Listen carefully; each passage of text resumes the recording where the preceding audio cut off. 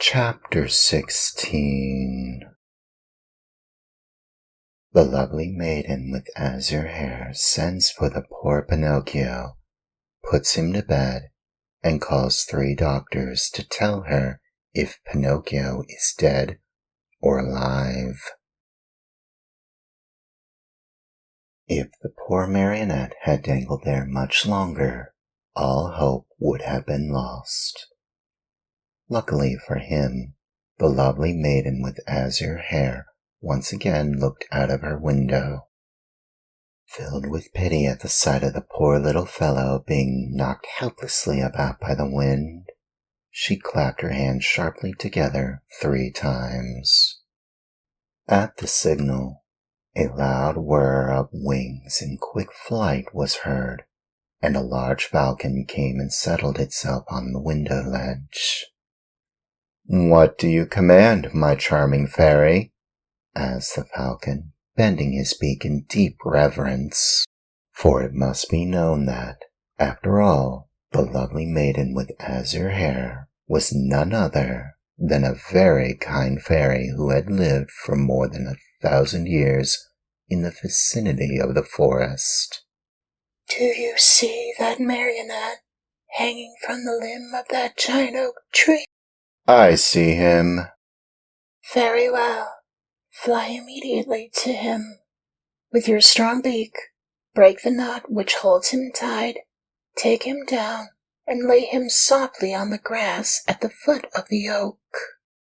The falcon flew away, and after 2 minutes returned, saying, "I have done what you have commanded." "How did you find him? Alive or dead?" At first glance, I thought he was dead, but I found I was wrong, for as soon as I loosened the knot around his neck, he gave a long sigh and mumbled with a faint voice, "Now I feel better." The fairy clapped her hands twice. A magnificent poodle appeared, walking on his hind legs just like a man. He was dressed in court livery. A tricorn trimmed with gold lace was set at a rakish angle over a wig of white curls that dropped down to his waist. He wore a jaunty coat of chocolate-covered velvet with diamond buttons and with 2 huge pockets which were always filled with bones, dropped there at dinner by his loving mistress. Breeches of crimson velvet, silk stockings, and low, silver-buckled slippers completed his costume. His tail was encased in a blue silk covering, which was to protect it from the rain. "Come, Medoro," said the fairy to him. "get my best coach ready and set out toward the forest. On reaching the oak tree, you will find a poor, half-dead marionette stretched out on the grass. Lift him up tenderly, place him on the silken cushions of the coach, and bring him here to me." The poodle, to show that he understood, wagged his silk-covered tail 2 or 3 times and set off at a quick pace. In a few minutes, a lovely little coach, made of glass, with lining as soft as whipped cream and chocolate pudding, and stuffed with canary feathers, pulled out of the stable. It was drawn by 100 pairs of white mice, and the poodle sat on the coachman's seat and snapped his whip gaily in the air, as if he were a real coachman in a hurry to get to his destination. In a quarter of an hour, the coach was back. The fairy, who was waiting at the door of the house, lifted the poor little marionette in her arms, took him to a dainty room with mother-of-pearl walls, put him to bed, and sent immediately for the most famous doctors of the neighborhood to come to her. One after another the doctors came, a crow, and owl, and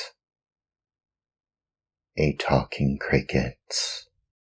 "I should like to know, signore," said the fairy, turning to the three doctors gathered about Pinocchio's bed. I should like to know if this poor marionette is dead or alive.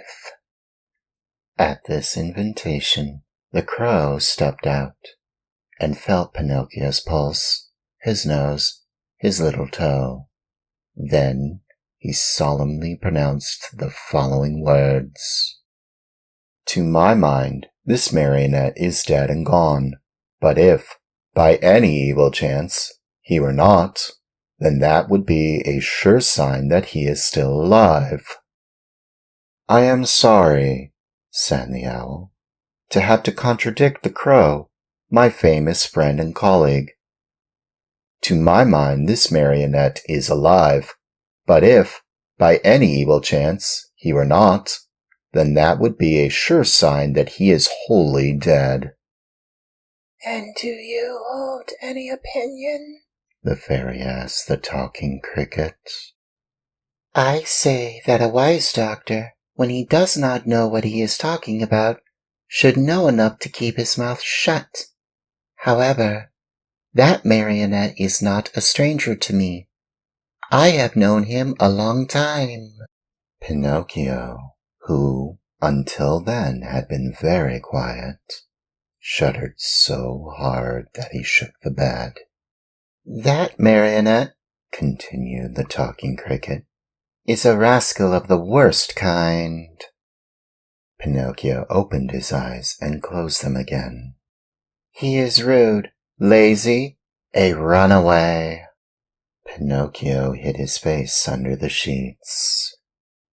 That marionette is a disobedient son who is breaking his father's heart. Long, shuddering sobs were heard, cries and deep sighs. Think how surprised everyone was when, on raising the sheets, they discovered Pinocchio half melted in tears. When the dead weep, they are beginning to recover, said the crow solemnly.